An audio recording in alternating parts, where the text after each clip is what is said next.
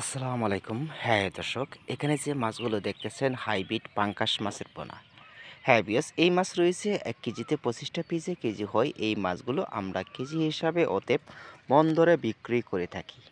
তার জন্য ভিডিওটা আপনারা সম্পূর্ণটা দেখবেন। অতএব মাছ সম্বন্ধে তথ্য পেতে হলে চাষ করার আগ্রহী থাকলে কিভাবে কালচারে রূপান্তরভাবে চাষ করবেন, অতএব আপনারা ৩ থেকে ২.৫ থেকে ৩ মাসের মাধ্যমে বাজারজাত করতে পারবেন।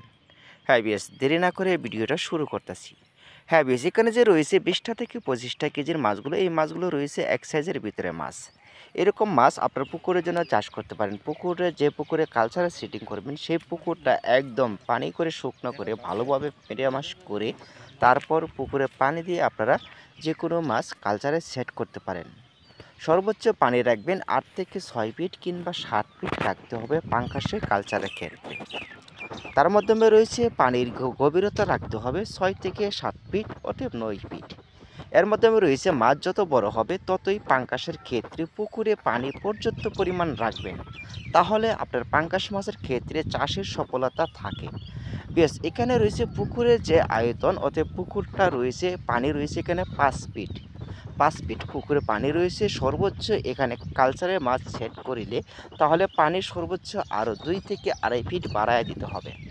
তাপমাত্রা যদি বাড়ে, অতএব মাছ যদি দ্রুত গতিতে বাড়ে, তার জন্য রয়েছে আপনি যত পানি বেশি প্রয়োগ করবেন ততই আপনার জন্য ভালো। বেশ, তার মাধ্যমে রয়েছে পুকুরে যে আপনারা ১৫ দিন পর পর পাঙ্গাসের ক্ষেত্রে যে জাল টান দেওয়া হয় সেটি আপনারা ব্যবহার করবেন না। ১৫ দিন পর পর পুকুরে ব্যবহার করতে হবে লবণ। লবণ দিতে হবে প্রতি শতাংশে ৪০০ গ্রাম করে। অতএব আপনার পুকুরে, সারাটা পুকুরে নিয়ে ছিটিয়ে দিতে হবে। তার মাধ্যমে রয়েছে লবণের পূর্বে আপনার পুকুরে সমিতিন ওষুধ ব্যবহার করতে হবে। যে কোনো ওষুধ ব্যবহার করবেন যাতে পোকাটা মারা যায়। যেই পোকা মারা গেলে মাছের শরীরে এক ধরনের উকুন হয়ে যায়, পাঙ্গাস মাছের ক্ষেত্রে লাল হয়ে যায়। অতএব তাহলে বুঝতে পারবেন মাছের শরীরে কোনো রকম উকুন রয়েছে। তার জন্য এই উকুন ধ্বংস করার জন্য আপনি যে কোনো ওষুধ ব্যবহার করতে পারেন, অতএব প্রয়োগ করতে পারেন। হ্যাঁ বেশ, তার মাধ্যমে রয়েছে আপনার পুকুরে যে ১৫ দিন পর পর ওষুধ আর লবণ ব্যবহার করবেন। পাশাপাশি আপনারা পুকুরে জেগুলেট ওষুধ ব্যবহার করবেন যাতে পুকুরে গ্যাস যাতে না হয়। তার জন্য রয়েছে জেগুলেট ব্যবহার করতে হবে প্রতি শতাংশে ৩০০ থেকে ২৫০ গ্রাম করে। এইভাবে আর চুনের পরিমাণটা প্রয়োগ করতে হবে প্রতি শতাংশে ২০০ থেকে ২৫০ গ্রাম করে। পানি যদি বেশি রকম গাঢ় হয়ে যায় তাহলে ২০০ গ্রাম।